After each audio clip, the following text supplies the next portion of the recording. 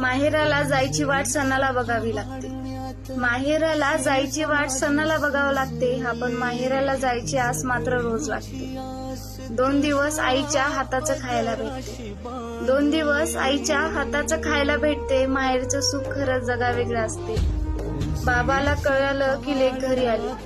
बाबाला कळालं की लेक घरी आली. बाप तिला न मागता सगळं आणून देते. बाबाला कळालं की लेक घरी आली. बाप तिला न मागता सगळं आणून देते. सासरी राब राब राबणारी लेक मग परत एकदा तिचं बालपण जगते. भावानं लहान असताना भांडण किती केलेलं असतं. भावाने लहान असताना भांडण किती केलेलं असतं, हा पण आता मात्र त्याला ताईशिवाय घर सुनं सुनं लागतं. आधी भांडण करणारा तो, आता मात्र सांगितलं ते गप्पा ऐकते. आधी भांडण करणारा तो, आता मात्र सांगितलं ते गप्पा ऐकते. त्याला त्याच्या ताईला भेटायला आता कॅलेंडर बघावं लागतं.